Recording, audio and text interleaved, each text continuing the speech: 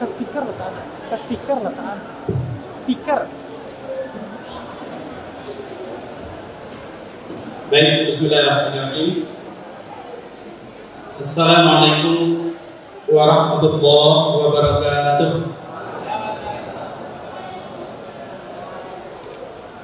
Yang kita hormati Bapak Direktur Bamunis BNI serta Bapak Ketua Yayasan Syekh Ibrahim Musa, yang kita muliakan Buya Syekhul Ma'ad, Bapak Kepala Kantor Kementerian Agama Kabupaten Agam yang diwakili oleh Ibu Pengawas Madrasah, beserta Bapak-bapak, Ibu-ibu, para tamu kami yang dimuliakan, teristimewa yang kita muliakan, Bapak Profesor Dr. Andus Haji Muhammad Amin Suma, MA, dan masih banyak lagi ya gelar beliau yang tidak kita bacakan satu persatu. Beliau juga selaku pembina Bamunis Bank BNI yang alhamdulillah ini kali yang kedua beliau hadir bersama kita sekaligus berbagi ilmu dengan keluarga besar Sumatera Talib Rabe, terutama sekali dengan peserta program 1000 Dai. Alhamdulillah kita bersyukur pada Allah Subhanahu wa taala. Pagi ini kita kembali akan mengangkatkan kegiatan membedah salah satu buku yang telah beliau tulis. Dan buku ini walaupun hari ini kita baru membedahnya, kalau di kampus-kampus ini sudah tidak asing sekali ya. Di UIN, di IAIN, apalagi di program-program studi tafsir dan hadis, ini buku yang pagi ini kita akan dengarkan langsung dari penulisnya. Ini sudah merupakan karya yang tidak asing lagi bagi para mahasiswa tentunya. Kemudian salawat dan salam kita kirimkan buat junjungan kita Nabi Muhammad sallallahu alaihi wasallam. Allahumma shalli ala Muhammad wa ala ali Muhammad. Bapak Profesor yang kita muliakan, beserta Bapak Ibu dan mahasantri peserta program 1000 Dai yang berbahagia. Senang sekali kita pada siang ini di sela-sela kegiatan wisuda kita menyempatkan untuk mengikuti bedah buku yang berjudul Ulumul Quran. Sudah ada semua Mas Santi sudah pegang belum? Belum ya? Ulumul Quran ini Pak Prof, ini kemarin termasuk salah satu mata kuliah yang diajarkan bagi program 1000 Dai. Alhamdulillah kita berusaha kemarin itu untuk menyampaikan materi-materi pilihan karena memang juga ada ketentuan limit waktu bagi materi perkuliahan tersebut. Tapi pada intinya kepada seluruh peserta 1000 Dai diingatkan sekali bahwa memahami ulumul Quran itu termasuk ilmu yang sangat perlu dimiliki. Apalagi ketika kita akan berbicara tentang pemahaman Al-Quran. Kenapa demikian? Karena di luar sana terlalu banyak orang-orang yang dengan mudah berbicara kandungan Al-Quran, padahal mereka belum sedikit pun belajar ulumul Quran.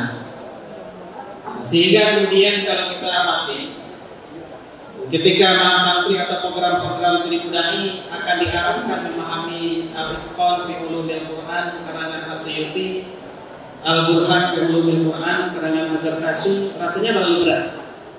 Dengan program kita yang singkat, program kita yang hanya 6 bulan, dan mungkin mata kuliah Ulumul Quran juga tidak hanya sepertiga dari pertemuan kita, maka kami melihat adanya buku ini.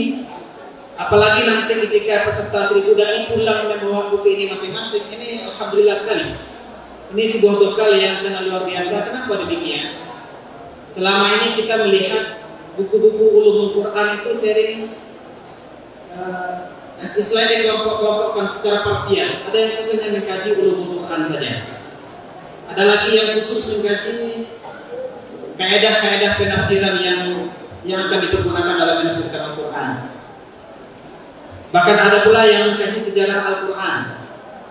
Tapi ternyata dengan hadirnya buku ini, Ini kalau kami bisa mengatakan ini buku yang sangat komplit sekali. Pengetahuan ulumul Quran diungkapkan di dalamnya. Ilmu-ilmu yang diperlukan seorang mufassir dalam menafsirkan Al-Quran diperlukan di dalamnya.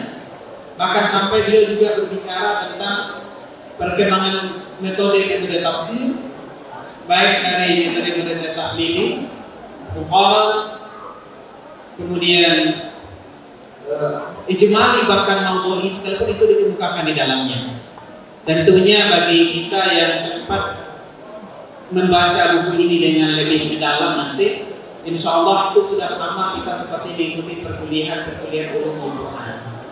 Nah, maka oleh sebab itu pada kesempatan yang sangat berbahagia ini, alhamdulillah kita langsung bertemu dengan penulisnya Bapak Profesor Muhammad Amin Suma, yang biografi beliau barangkali nggak perlu kita bacakan lagi, sudah sangat tidak asing bagi kita. Karena beliau adalah seorang tokoh yang sudah sangat lama berkecimpung di dunia akademik, di dunia perguruan tinggi, terkhusus lagi diawali dari UIN Syarif Hidayatullah Jakarta, sehingga sampai hari ini beliau selalu muncul dalam khazanah keilmuan, terutama sekali dalam bidang ulumul Quran. Tanpa memperpanjang kata, kita akan langsung berikan waktu seluas-luasnya kepada Bapak Prof untuk membedah dan menyampaikan isi buku beliau kepada kita semua.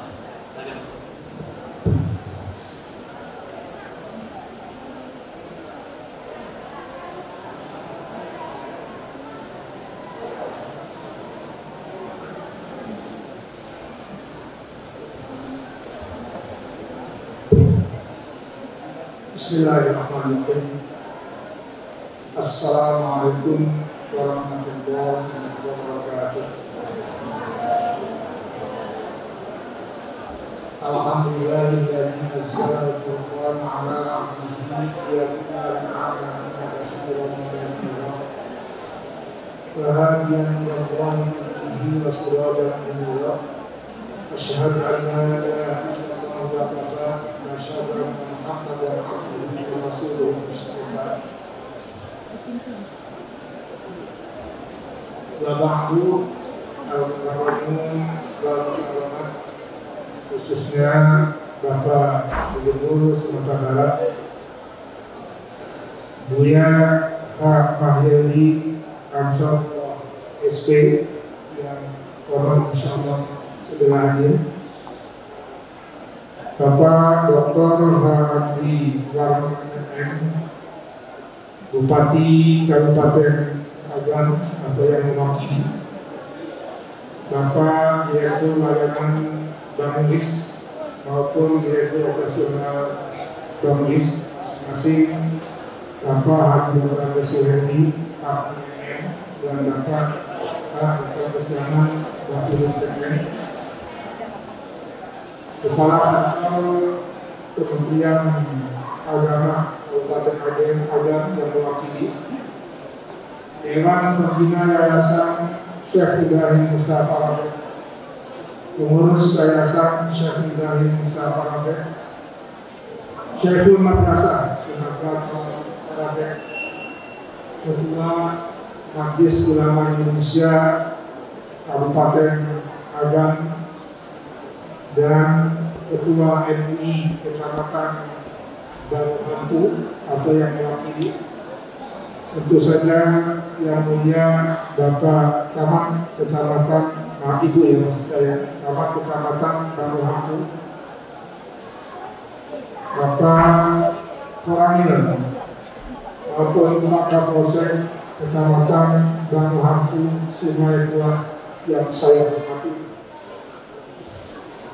para pimpinan BNI, PSI, Wali Nagari, Wali Joron, dan lain-lain, serta pimpinan Pondok Pesantren Sumatera Kawali Maharib, pimpinan Pondok Pesantren Perwakilan beserta program dan seri budaya, para dosen program seni budaya, orang tua peserta program seni budaya angkatan kedua khususnya, para pengurus masjid yang maaf saya tidak bisa menyebutkan satu persatu tanpa mengurangi rasa hormat dan takdim saya kepada semuanya, khususnya peserta program Seni Budaya Angkatan Kerja yang insya Allah segera akan dilantik.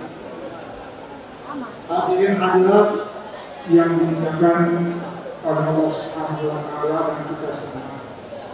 Tentu saja saudara moderator, panitia penyelenggara dan lain sebagainya.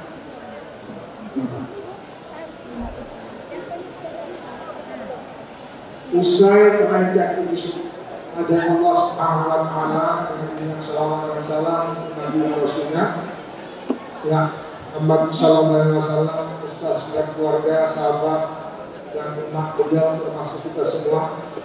Izinkan saya Muhammad Amin Suma menyampaikan terima kasih tak terkira dan tak terhingga atas kehormatan untuk melakukan bedarku ulumul Quran pada pagi hari ini.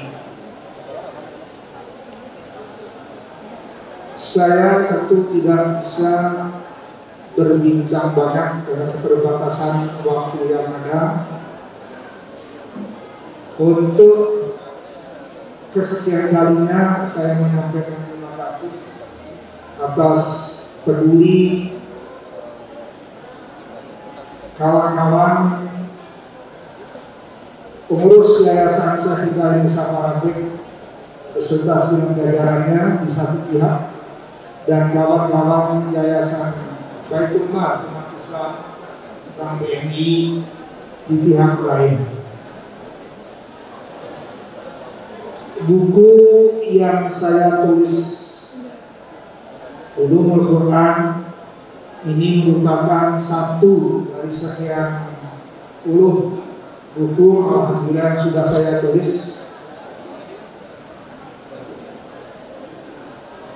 yang terkini filsafat niat, dan yang terakhir insya Allah akan segera terbit adalah Quran, satu kitab suci untuk semua. Nah, seperti disampaikan oleh Pak Moderator tadi, buku ini hanya merupakan mur kecil dari sekian luas dan tidak terbatasnya ulumul Quran, atau ibaratnya hanya satu kapur sirih di balik lautan yang tidak terbatas. Tadi kita menyatakan betapa kalimat-kalimat Allah itu kalau kita menggunakan semua pepohonan yang ada di muka bumi ini sebagai penanya, lautan sebagai tintanya, lama kita bahru qabla an tanfada kalimatu rabbi, pasti akan habis sebelum kalimat-kalimat Allah itu dikupas secara keseluruhan. Nah, oleh karena itu diilhami oleh ayat-ayat Al-Quran tadi pada satu sisi, dan dikuatkan oleh hadis Rasulullah SAW pada sisi yang lain yang menyatakan kalau Anda umat manusia umumnya, kaum muslimin muslimat pada khususnya, ingin mampu menjalani proses hidup dan kehidupan, mulai dari hidup dan kehidupan individu dan keluarga, masyarakat, berbangsa dan bernegara, bahkan berdunia sekalipun, kata Rasulullah SAW, Anda pegangilah dua hal, yaitu Al-Quran dan Al-Hadis menurut kita yang beragama Islam.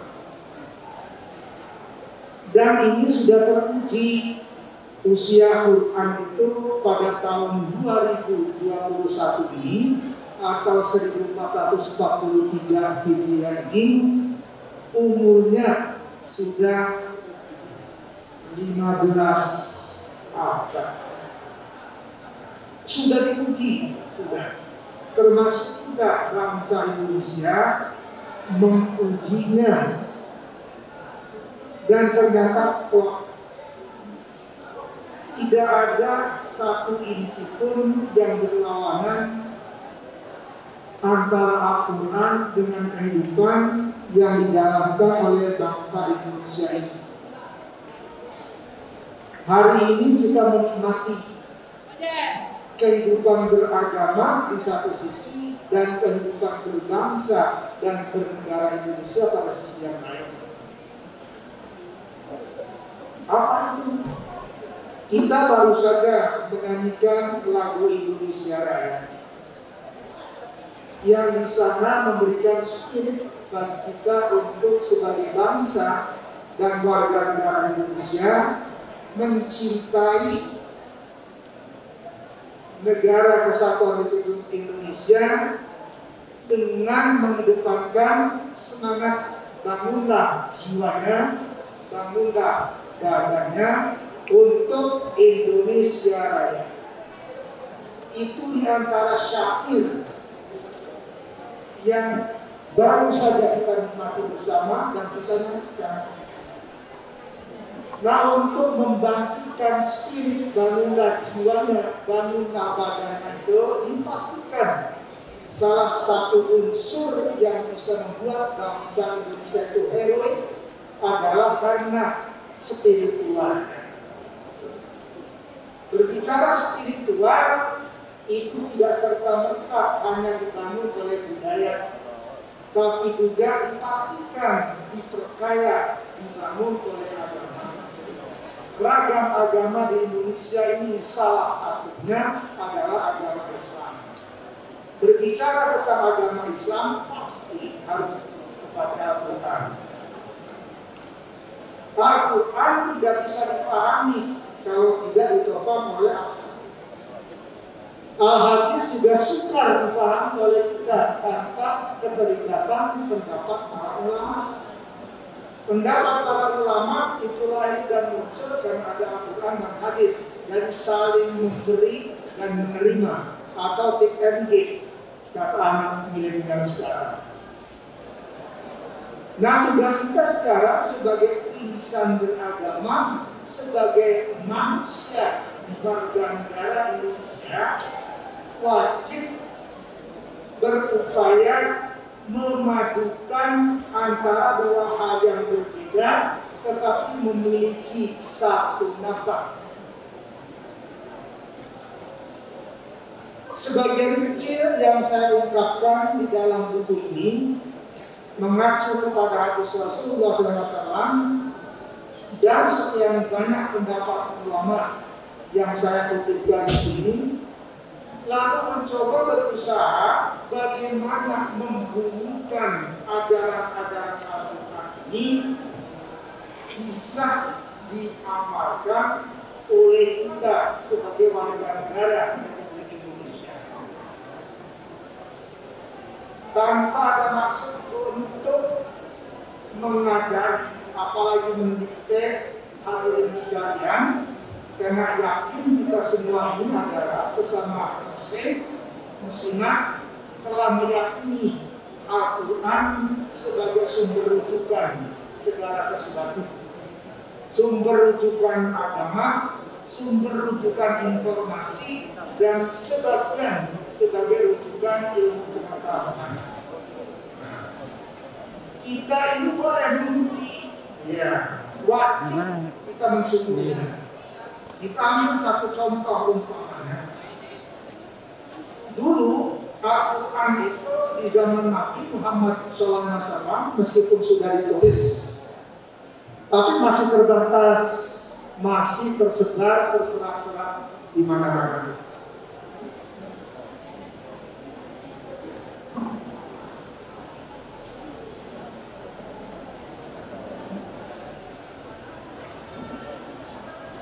Itu satu contoh. Sekarang ini Al-Quran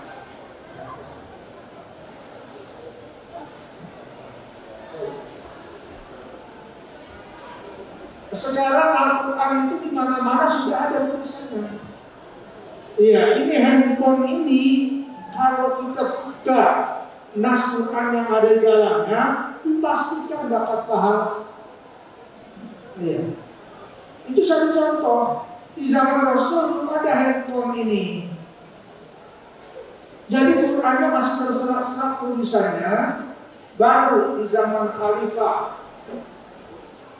Abu Bakar dikumpulkan, di zaman Umar dikumpulkan, di zaman Utsman baru dicetak, tanda kutip cetak. Nah sekarang sudah dipakai. Jelas menunjukkan ada perpaduan kesenawaan. Al-Quran itu kapan saja, di mana saja, oleh siapa saja bisa dibaca.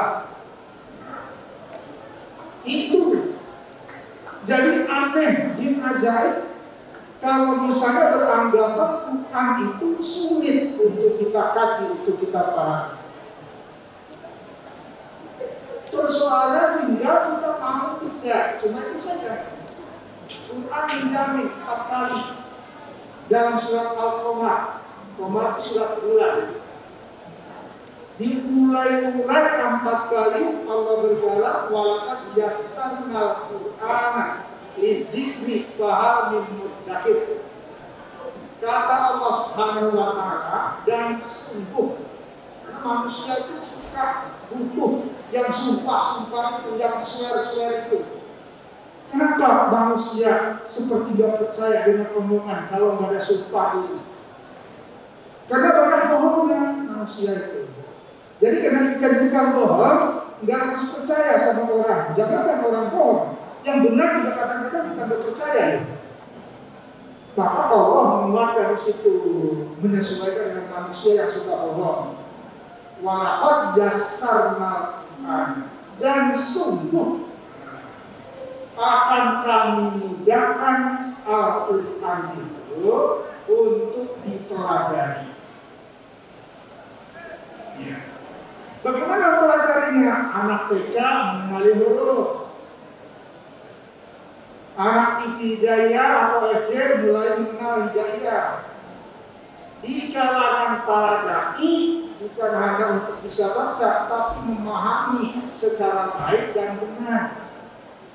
Kita berbahasa Indonesia saja menurut undang-undang wajib menggunakan bahasa Indonesia yang baik dan benar. Katakanlah sederajat misalnya, walaupun bukan masuk kita untuk mata itu, karena Quran itu wahyu Allah. Jadi kalau kita berbahasa Indonesia yang dilindungi oleh negara melalui undang-undang, ada kewajiban menggunakan bahasa Indonesia yang baik dan benar.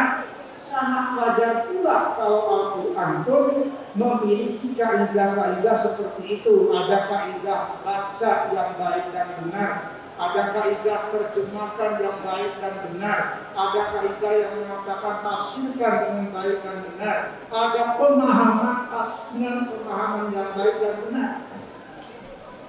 Untuk memahami secara baik dan benar, salah satunya jauhkan suudzon, jauhkan berburuk sangka. Apalagi kepada Allah, wajib betulnya kita berbaik sangka. Jadi untuk pertanyaan sekarang, kita mati-matian memperjuangkan supaya rakyat kita, keluarga kita, bangsa kita jangan jadi bangsa buta huruf. Itu kan kenapa orang buta huruf itu pasti ketinggalan.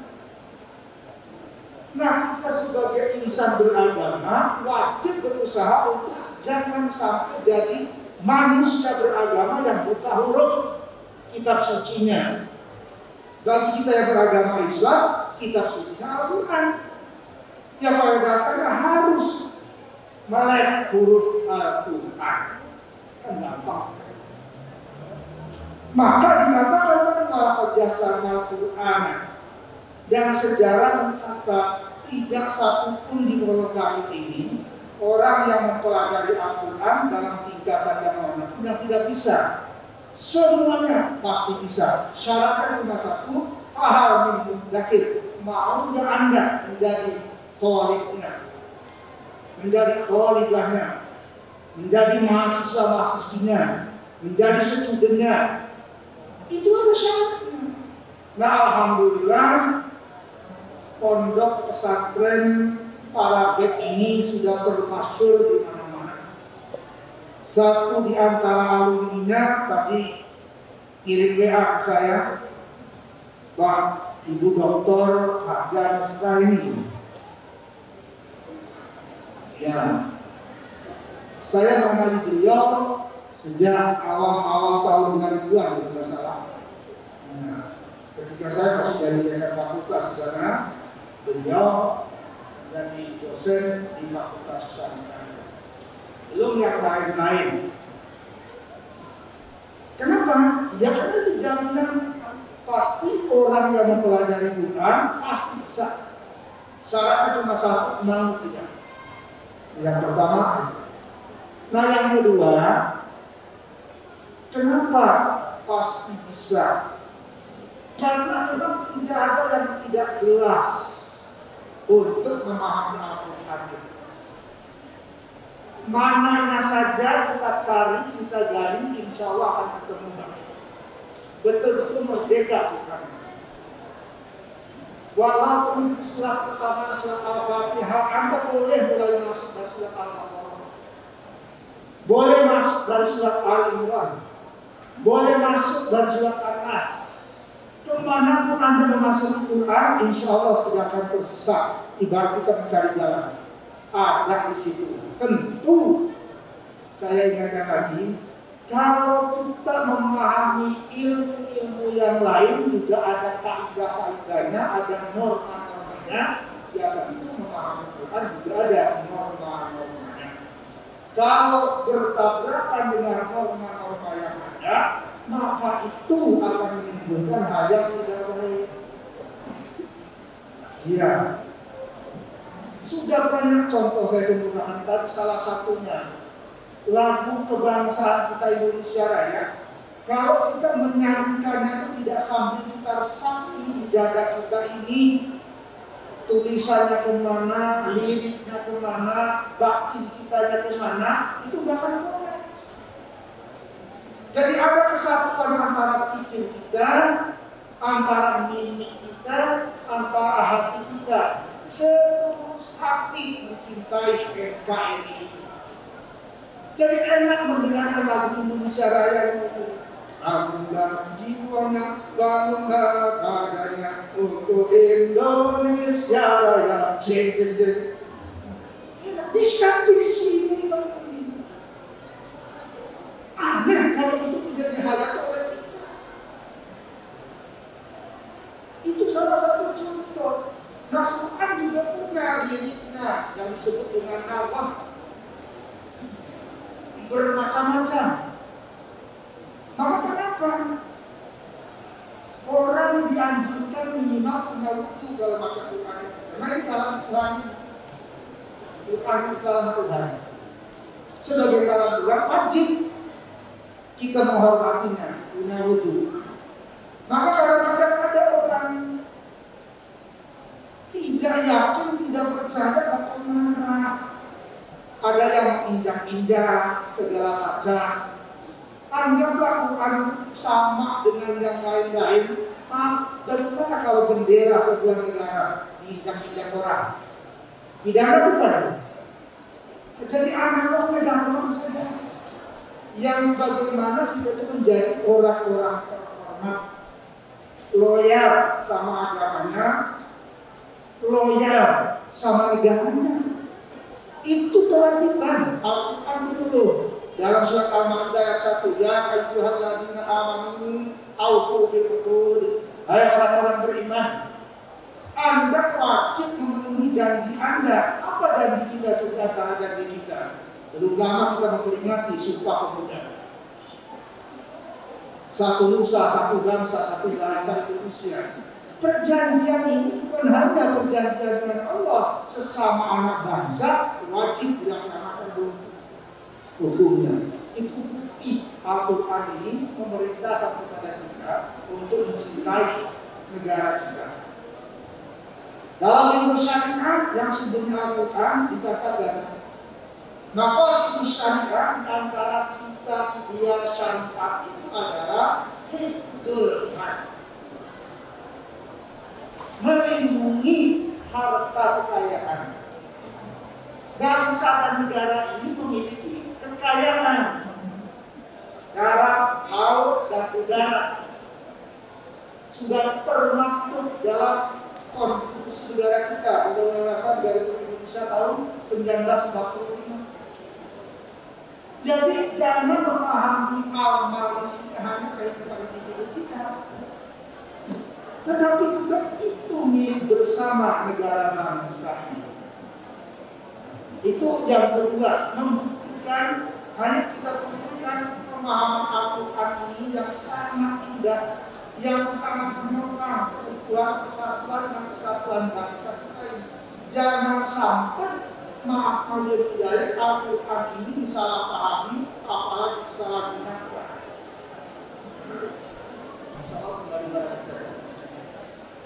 Yang ketiga, karena ini Allah yang menerjemahkan juga, dan sudah terbukti tadi, dua angkatan ini sebenarnya berhasil ya. Iya, dalam Al-Quran tidak ada yang tidak bisa masuk dengan bisa. Cuma saya satu saja tadi, mau belajar, itu saja. Yang berikutnya, kadang-kadang memang ada perbedaan pendapat dalam memahami, menafsirkan, dan mengamalkan Al-Quran. Di buku terbaru saya berikan contoh. Yang namanya perbedaan itu ada dua macam. Ada perbedaan yang sifatnya perbedaan yang modelnya saja, tidak yang substantif. Quran itu penuh dengan perbedaan itu, mulai dari bacaan. Tahun lalu saya baca juga di sini, aku lupa. Contoh kecil, semua umat Islam yang sekarang jumlahnya sudah 1,8 miliar di muka bumi ini, yakin tahu basmalah itu. Bismillahirrahmanirrahim. Tapi bacaannya boleh bapak mau menggunakan yang mana, ibu mau menggunakan yang mana. Bisa Bismillahirrahmanirrahim, bisa Bismillahirrahmanirrahim, bisa Bismillahirrahmanirrahim, bisa Bismillahirrahmanirrahim, sampai 9 model. Tulisannya beda-beda, terutama kepada dai yang mau dilantik. Anda baca Quran Maghribi Maroko, kok misalnya bukan 2 titiknya, nggak ada titiknya.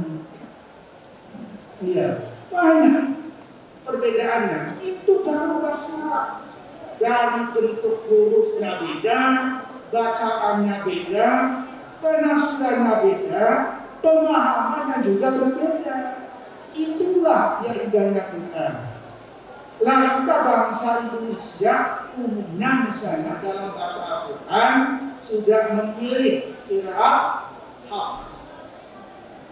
Enggak usah kita memberikan komentar yang tidak bijak kepada negara lain yang lebih suka kepada qiraat hafs. Jadi semua sudah tertampung di situ, sama dengan seperti keragaman kita di Allah. Keliling negara manapun yang saya kunjungi, maaf, Indonesia ini belum ada 2-nya atau 3-nya.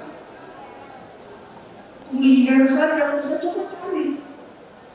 Mudah-mudahan ada kawan yang bisa menunjukkan kepada saya, ada negara tertentu yang kulinernya lebih banyak dibandingkan bangsa Indonesia. Alhamdulillah, saya nggak boleh memastikan. Tapi setidak-tidaknya satu di antara bangsa dan negara yang serba majmuk di negara kita ini. Oleh Al-Quran sudah diberi isyarat, nggak usah ribut terlalu ngurusi harokat itu tadi. Itu satu contoh. Yang kedua, tadi saya menyebut urusan satu kata untuk semua urusan semua orang. Baca surat kelima Al-Maidah ayat 1. Allah berkalam, A'udzubillahi minasyaitonir rajim. Bismillahirrahmanirrahim. Ya ayyuhalladzina amanu, hai orang-orang yang beriman. Yang beriman kepada Tuhan, kan ada yang tidak beriman, haknya orang itu.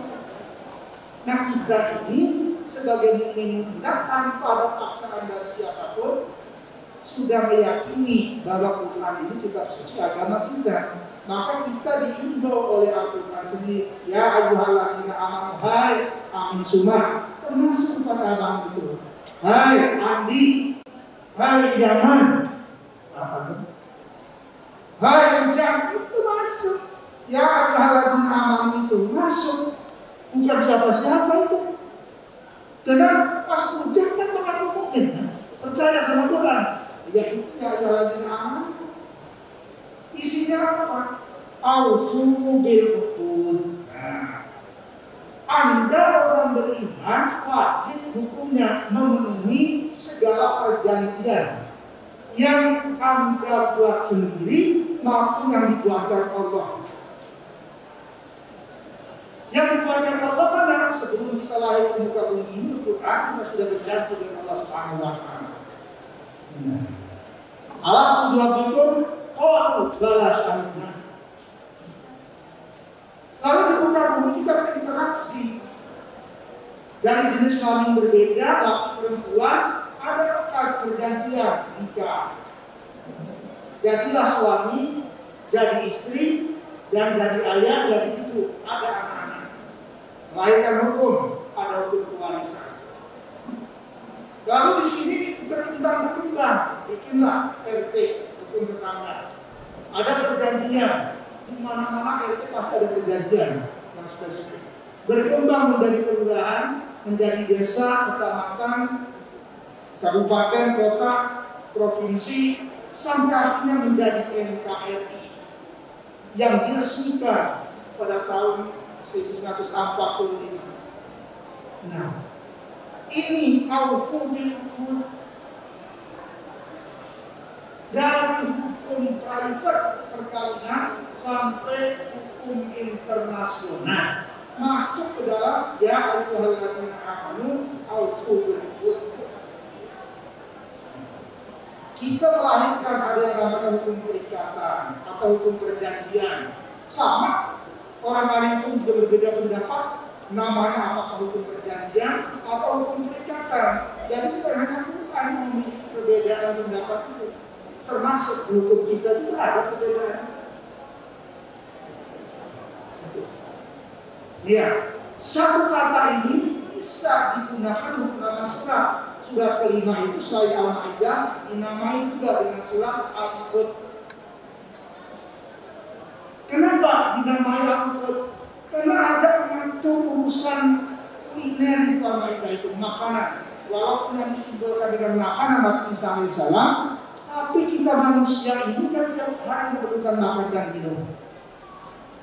Dan itu yang ditonjolkan. Kenapa? Karena memang manusia tidak bisa tawar menawar, tidak bisa makan minum. Tanpa ekonomi dan perkembangan negara manapun tidak bisa hidup. Maka Al-Quran mengingatkan kepada kita jadi orang beriman itu selain Al-Quran harus punya kekuatan juga, kuat agamanya, kuat nasionalismenya, kuat pendidikannya, kuat kesehatannya, kuat segala-galanya. Al-mu'minul qawiyyu khairun minal mu'minid dha'if. Nah, jangan sampai kita ini menjadi orang yang mengaku beriman tapi tidak qawi. Tetap lebih unggul, lebih bagus. Apa yang bagus? Ya, ibadah mahdonya ini keduanya kuat, ibadah sosialnya juga kuat. Apa buktinya? Kamu punya kamu Islam. Iya. Mudah-mudahan para dai kita ini nanti kami doakan juga menjadi insan-insan yang sukses. Bukan hanya ilmunya, tapi juga sukses ekonomi bapak dan ibu ini. Jangan sampai jadi ustaz tidak mandiri ekonominya, dikasihkan orang. Yakinlah Tuhan menyuruh kita menjadi muzaki, mungkin mutasaddiq. Kalau ekonominya nggak bagus, bagaimana berzakat, bagaimana berinfak, bagaimana pula bersedekah. Nah, itu banyak sekali dalam Al-Quran. Yang terakhir, Ibu dan Bapak yang ingin saya sampaikan. Nah, kehidupan itu kan tidak selamanya nyaman. Ada naik turun, ada pasang surut. Itu digambarkan oleh Al-Quran. Termasuk siapa nanya dunia akan menghadapi ujian COVID-19. Penulis buku Quran ini alhamdulillah tergolek di rumah sakit selama 45 hari. Umur 96 tahun baru kena COVID ini, seolah tidak bisa jalan berdiri, duduk pun nggak bisa. Tiduran ini juga nggak bisa, tetap saja 45 hari. Alhamdulillah sudah menghasilkan buku satu, saya beri Spiritual Journal, judulnya Spiritual Journal, menggambarkan untuk membesarkan Tuhan. Ya Allah, aku tidak boleh mengeluh, apalagi mengadu, menyalahkan Engkau. 65 tahun 8 bulan saya beri kesehatan, tidak pernah dirawat rumah sakit. Dirawat rumah sakit 45 hari, maaf kecil kok. Satu contoh, kalau tidak pernah diberi sakit, saya tidak tahu jangan-jangan kayak apa sakit itu. Nikmatnya doa Allahumma inni a'udzubika minal khubuthi wal khaba'ith yang saya diberi pelajaran waktu duduk di madrasah ibtidaiyah kelas 1, kelas 2 sampai jadi profesor. Doa itu saya amalkan, tapi belum pernah saya menikmati indahnya doa ini kecuali waktu kena COVID-19 itu. 12 hari nggak bisa BAB, nggak bisa BAK. Subhanallah. Bagaimana kita nggak tahu berterima kasih kepada Allah Subhanahu Wa Taala? Dianugerahi alam semesta yang begini luar biasa luasnya, subur makmurnya, orangnya memiliki potensi yang luar biasa, akhlak dan peradabannya itu sudah pernah ditunjukkan oleh bangsa kita ini sebagai bangsa yang betul-betul terhormat dan bermartabat. Nah, sebagai penutup, rasanya hari ini subhanallah, benar kita sedang menikmati. Di hadapan kita ada orang, ada Pak Kapolsek, ada Ibu Camat, ada pondok pesantren, ada pimpinan yayasan, ada yayasan dan industri, ada siswanya. Ini contoh kecil kalau kehidupan kita bangun seperti ini, Pak. Ya Allah, kayaknya insya Allah tidak terlalu lama lagi.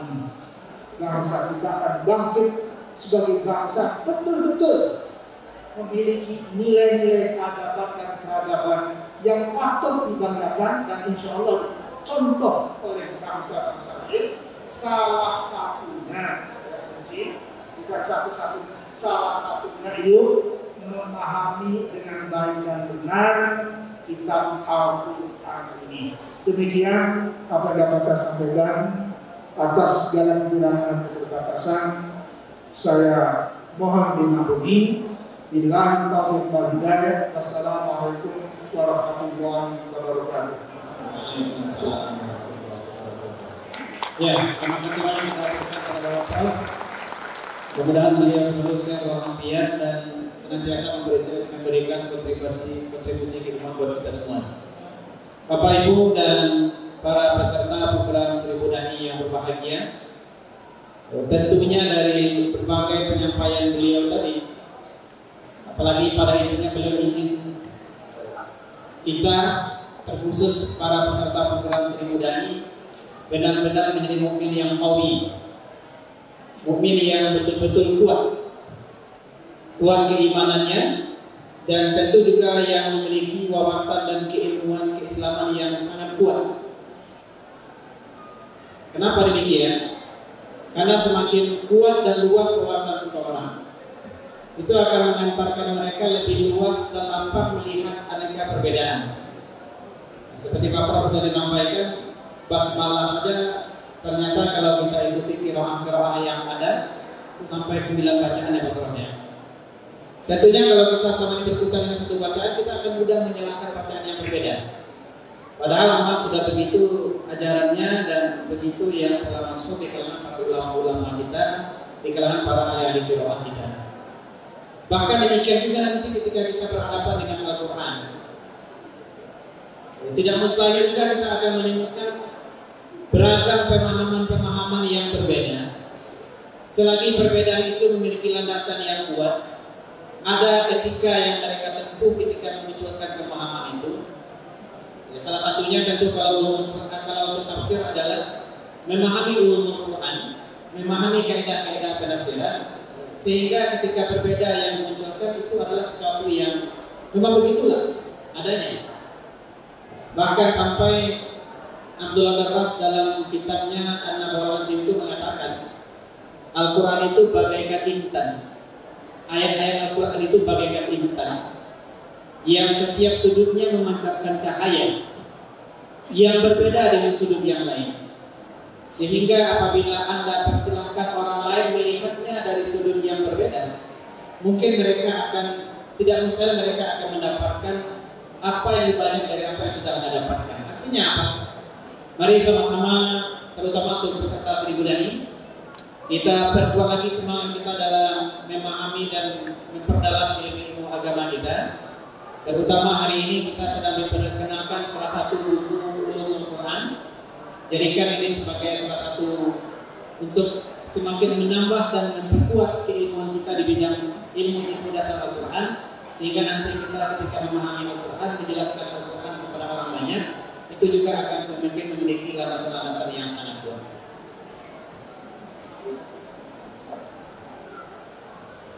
Tadi kami sudah dapat pesan dari panitia karena rangkaian acara kita masih banyak.